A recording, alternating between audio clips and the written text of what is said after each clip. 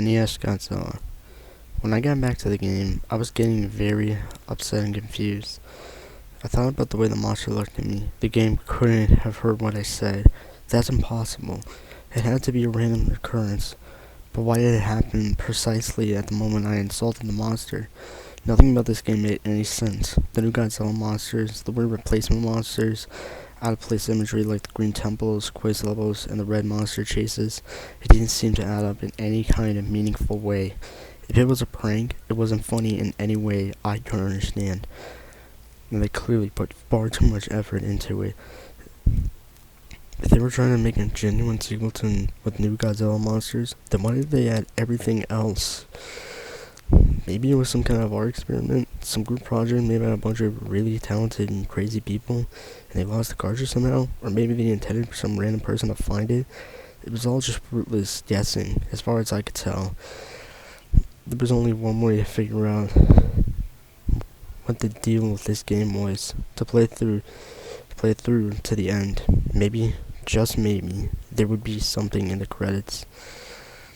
An explanation by the creators as to why they made this, or it could be something much more cryptic and strange, maybe even something horrifying.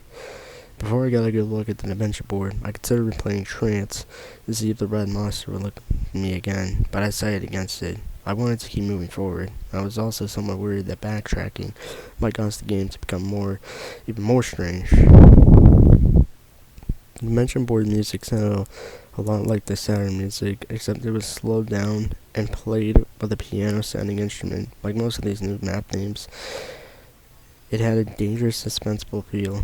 While listening to the music, I looked at the dimension board. There were 4 boss monsters this time: Space Godzilla, Manda, Gigan, and Baragon. I was surprised that there were 2 new Toho monsters this time, but the best surprise was still to come. I started the quiz level. Here's another list of the results in the same format as the last one.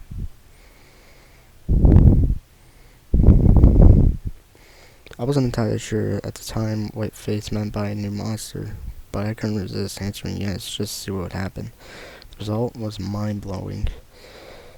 The game took me back to the board, and I had a new playable monster in the form of Anguirus. Ever since I was a kid, I always wanted to play as Anguirus, since he was my second favorite Godzilla monster, and plus, I never liked Mothra all that much. I moved my new Anguirus piece over to the level right next to it, eager to test out my new monster. Before I get into the level description, I'll talk about Anguirus a bit. Using the up and down buttons, you could choose whether Anguirus stood in a bipedal stance or rolled around on all fours. It wasn't a huge difference, but being able to stand was helpful. In boss fights, and crawling sometimes helped dodge obstacles and attacks. He could punch and kick like Godzilla, but no tail whip. Instead, he has something far more interesting: the ability to curl up into a spike ball at death and roll around. You could still take damage, but it was lessened. It was a good way of clearing out stage enemies, but unfortunately, doing this also drained the power bar. But the spike ball wasn't his only special ability. When he pressed start, he would fire a beam of energy from his mouth. It resembled Titanosaurus' sonar attack, and if this were a hack, it may have been inspired by the roar attack from Atari's Godzilla fighting games. Also of note is that when playing as Anguirus, the level meter gets glitched up. Judging by the life and power bar, I'd say he's on level 10, no to the level. As you might have guessed from the level icon, these levels are green palette swamps of the ground and background tiles from the Blue Mountains. But what immediately caught my attention was the water, which has a transparency effect. Was it even possible for an NES game? I know the Super Nintendo could do that to do it, but I had never seen a transparency effect in a game on an NES.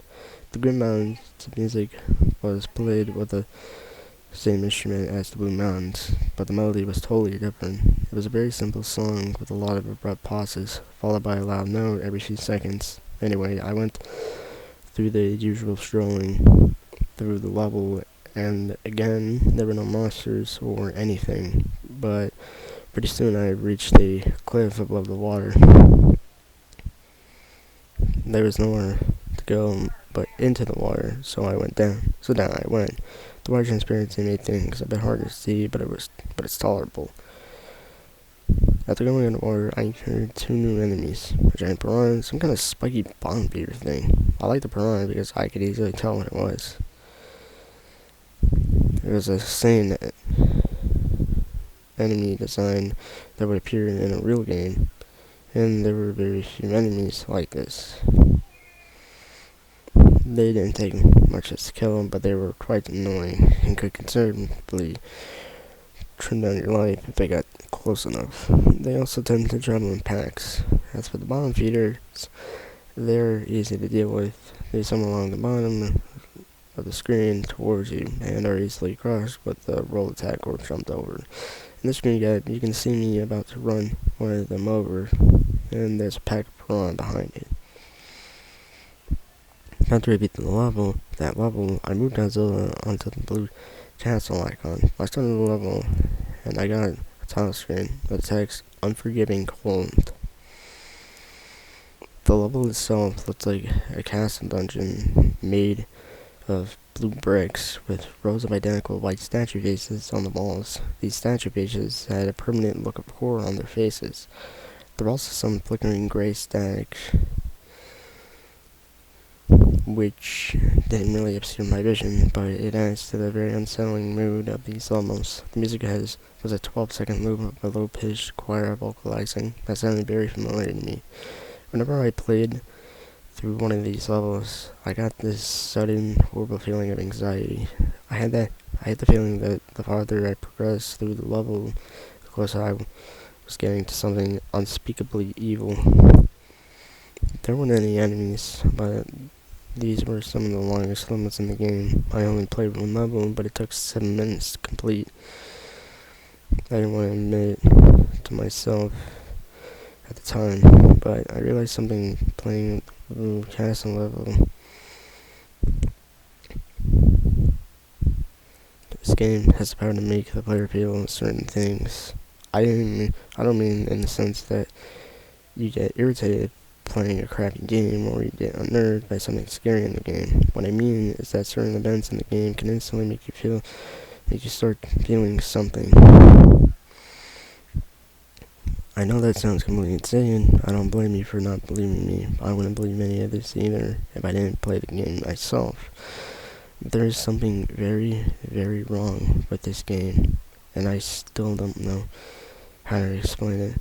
So then it was time to fight Baragon's replacement. Although Baragon was originally the smallest monster in the game, his replacement was the largest. It was so tall in fact that the ground was noticeably lowered, and not Baragon's head still barely avoided collision with the bar on top of the screen, and he was just as frighteningly bizarre as he was huge. You may be wondering how he attacks without arms. Well, he has the most powerful kick in the game, but his other fighting technique is much stronger. First, he blasts a cloudy breath of pixels down at you, which causes you to freeze. Then he walks back into the right corner of the screen and extends a huge Gatling gun from his abdomen. That might seem amusing to you, but it certainly wasn't to me when I was playing the game. This attack is almost as annoying as Gigan's saw, and not Baragon could have been unbeatable if he constantly used it. Thankfully, he only did it twice while fighting him. Once you unfreeze, you can run up and start damaging the gun, which does extra damage to him. This helped me to destroy him, and then it was time to play the third level type. I decided that I was going to use Ingress to fight Nanda and Gigan, and then fight Space Godzilla as Godzilla. It was only fitting. Before getting into the battles, I'll describe the third level type, the Arctic. The Arctic is exactly what you'd guess from the name, a nice tundra with a few watery segments. The music reminded me a bit of Northern Hemispheres from Donkey Kong Country in 8-bit form. A very dangerous sounding song. It made me think about being trapped in the tundra and freezing to death. There were two new enemies in the stage. The birds as a creature frozen in a block of ice. They block your way, and you have to use the heat beam to thaw them out of the ice. They look a bit like a smaller version of Godzilla, only without the eye. In the tree, they do a strange crawling movement and push you backwards. It doesn't cause any damage, but it's a bit annoying. After dealing with the Iceman, I kept walking for a minute or two and can't find a water segment. I jumped in, and this time I managed to get a screen cap showing how the water splashes when you jump in. Don't know how they programmed that, but it's pretty impressive. Another interesting thing is how the screen changes focus when you go underwater. Here you can see the other new enemy, the little thing I call Spike Walker. They walk towards you and explode randomly or instantly if you attack them, sending spikes in every direction. The spikes don't do much damage, but they did get me dangerously close to falling into a pit a few times. Oh, speaking of the pits, down into the water, the game has a platformer element, bottomless pits. There weren't any of these in the original game, since it was strictly an action game, but the pits were a neat addition. After getting back on land, I encountered a very unexpected mini-boss, Maguma, the walrus kaiju. I know this game had some obscure monsters to begin with, but wow, not that I'm complaining, it's a pretty cool cameo for an unappreciated kaiju. Maguma's fighting tactics were very simple. He had a freezing beam and he could charge it into you. Not very challenging, but certainly more entertaining than the Matango mini-boss in the original game. One really interesting thing about Maguma is that he doesn't die when you defeat him. He turns his tail and retreats. This is the first time I had ever seen an enemy monster change direction while on retreat. I tried to chase after him, but he disappeared after I got in the water. Poor bastard. And that does it for the yardstick. I'll talk about Amanda fight next. I forgot to mention it before, but the music that played during the new monster fights is reused from themes actually in the games. So far, the themes have been Titanosaurus' Godzilla music, Biolante Hedorah's music, Orgura Bargon / Mogra's music, Manda Warren's music, Space Godzilla, Mecha Godzilla's music. As for the fight, Manda was a fairly crafty opponent. When I realized one tactic was ineffective, it would immediately change to a different one. Manda used quite a few tricks, like spitting fire, biting, and the most irritating of all, constricting. It does, and mercilessly drain your life down like Guardian's Cutter. When was by far Manda's strongest attack. One last thing to note that I found pretty cool was that the Ataragon showed up during the fight and to help me out. Manda crushed it with ease, but it was still cool. After I slayed Manda, I played through an Arctic level for health power-ups, and then it was on to Gaigan's replacement. When the fight started, I was very confused because there was nothing there. I thought this was going to be like the Titanosaurus fight in Pathos. But just about the time it would have been going back to the map, Ron appeared on screen. But it wasn't there for long. As soon as it appeared, the speakers emitted an ear-splitting screech, and not Geigen flew in and ripped the poor fish into pieces. Well, that's one way to get the player on their toes. That abrupt entrance scared the hell out of me and got my adrenaline rushing, which in retrospect was a good thing because not Geigen was one of the fastest, most unrelenting opponents in the game. Not Geigen was tough, but my new skills with Anger's helped even the score. This was still an incredibly intense fight. Not Geigen's attacks consisted of some kind of blood laser he spews from his mouth and a downward slash. I was expecting some hellish variant of the buzzsaw attack, but thankfully there didn't seem to be one. The Howl attack was invaluable in defeating him. I would have taken more screen caps of the fight, but I really had to concentrate. After that, there was just one monster left to take down, Space Godzilla. As mentioned earlier, I used Godzilla for the fight. Space Godzilla's fighting technique was rather frustrating, but admittedly a very clever idea. Space Godzilla would use his energy to create two flying crystals, which would reach the ground and become crystal spires. These spires would not only block you from reaching Space Godzilla, but it also allowed him to constantly recharge the full energy and blast you with a deadly fully charged corner beam until you broke the spires. Space Godzilla would eventually drain his own spires of energy until they shattered, but if you waited for that to happen, you'd probably lose a lot of life. P-beams actually seem to re-energize the spires, so you had to use physical attacks. When you finally got close enough to hit Space Godzilla, he was no pushover. When I punched him, he hit me back just as hard. Space Godzilla does everything in its power to knock you back to the left corner of the screen, so he can create more spires. By the time this was over, I only had about 5 life bars left, but it didn't matter because I didn't need to fight anymore. I needed to run. Here we go again. I said right then that I really wanted to see the end of this game, as terrifying as these levels could sometimes be. I had to meet them to get through. I said that no matter what happened, no matter what the game showed me, I was going to get to the end. And I also made sure not to say a damned word while playing a chase level from here on.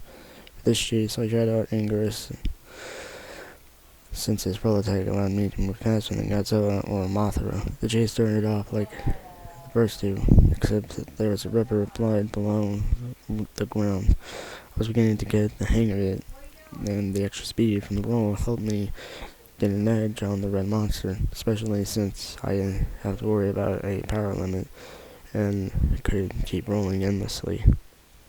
At the previous levels with water, the ground inevitably reached a stop, so I rolled off into the blood. To my surprise, the hell beast didn't fall after me. It just stopped at the edge of the ground and grimaced. I guess I can't swim, I thought to myself. So I went under blood and continued moving. There wasn't anything around, but I knew something was up. The chase wasn't going to end that easily, could it? Surely something else had to show up, and sure enough, I heard the bellowing roar sounding slightly different. And the monster was following after me in a new aquatic body. I had no idea it was a shapeshifter.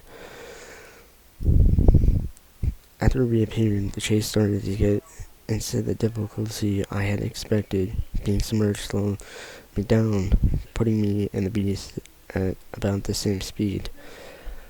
The only thing that would keep me alive was fast thinking and reflexes. I carried some bottomless pits in which mines floated up from. And I assumed that if you hit one, it would damage you and knock you back.